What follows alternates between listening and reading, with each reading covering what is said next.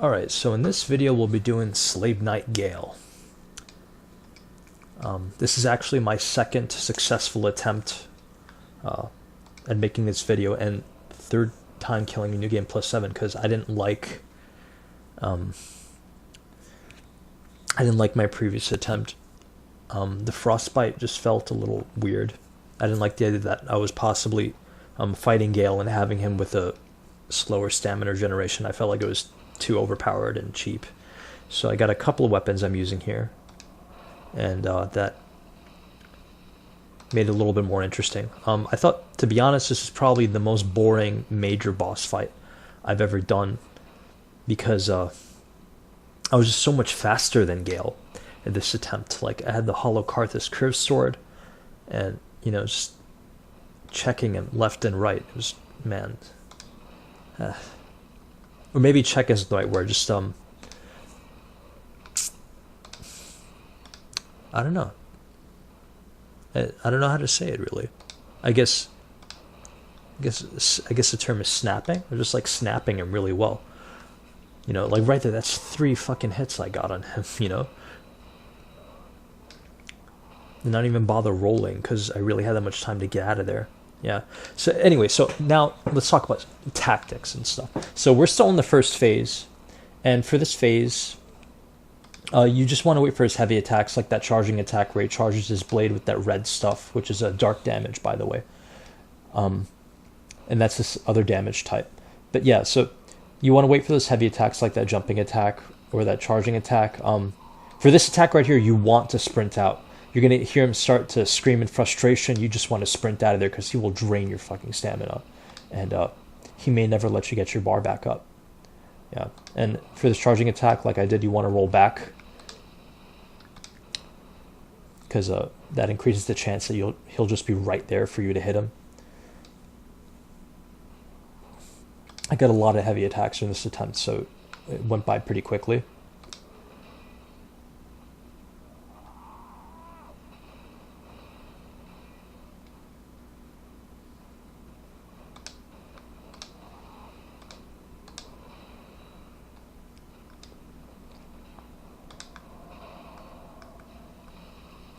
His flurries are fairly slow, so you can roll them if you want, but he roll catches on almost every single hit. So yeah, you want to watch his body language. I guess if you want to know where the opening is, you want to wait for his body language to signal that he's like just walking around, just sort of in transit, and then you want to hit him. Okay, so now we're in phase 2 because we took away a third of his health. And now for this phase, I'm going to do 2 things. I'm going to speed check him by baiting his flurries so I can hit him in between attacks and stuff. And I'm also going to keep my distance and try to bait his charging attack, like his lunging attack, so I can hit him for some free damage. You also want to circle him counterclockwise. It seems to be the best way to avoid his cape and shit. He also does those lightning discs. I think it's called Way of White Corona. You want to sprint to the left for that and roll left, and then keep sprinting left, so because it'll come back in the same direction that he shot it from, but not respective to him. It's like the absolute direction, so you have to make sure to move around so it comes around the other side. Right there you saw I went right back to where he shot it from, so I get hit by those discs, and now you know how that works. You can pretty much sprint out his repeating crossbow as well. I'm not really sure what that crossbow is called. I'm not really a projectile guy. I think it's pretty gay and cheap. Of course over here I'm getting hit by the arrows because I'm just so bored by this fight that I just don't care to really use my tactics.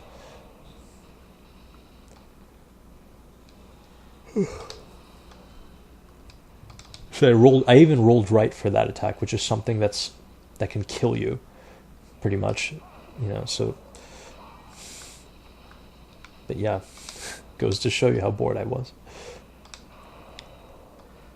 And I don't exactly remember what openings I took, but because I was kind of reading his body language and stuff. But yeah, just take the openings that I'm taking pretty much. They're fairly safe. I'm giving myself time to roll anyway. Yeah, those red orbs, they can be spaced out pretty nice by moving backwards. They have pretty shitty tracking too. And once they land, after some moments, you'll see lightning come down. The lightning always hits where the last skull attack hit. And of course, that does dark damage, like I kind of hinted at. So speccing into dark damage absorption is pretty useful. And over here, I'm taking extra hits because I'm just like, man, this is... I'm actually trying to pressure myself a little bit, to keep it interesting. And towards the end, it was pretty interesting because he does that cool spinning attack and stuff, and makes you feel like you're an action movie actor. I like it.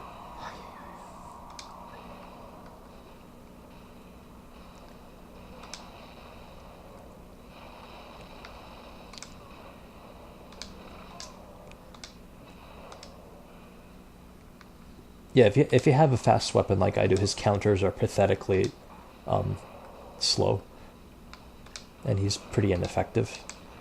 But in my early attempts, like when I first started playing this game, like New Game, the first time I think I fought him was like New Game Plus or New Game Plus Plus or something like that, and I was using Great Swords. I was having just a beautifully hard time.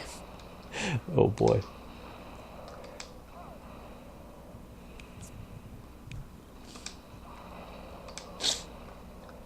But this is pretty much his true weakness, like tactically speaking. It's speed. He's a great sword user and shit, and he's big. So it makes him slow.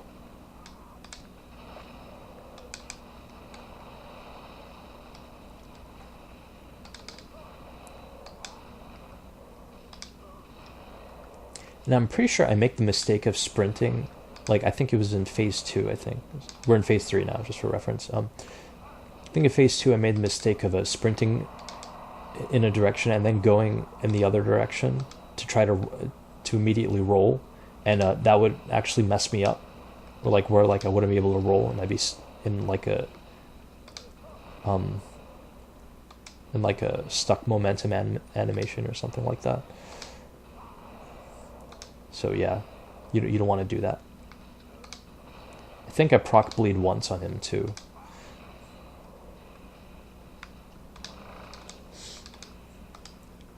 Oof. Bad roll. Just so bad. It's weird because I ended up drinking 15 Estus. No, not 15. Whoa. I ended up drinking 11 Estus so far in this match. And at this point, I remember while I was playing, I was just like, this is kind of boring still.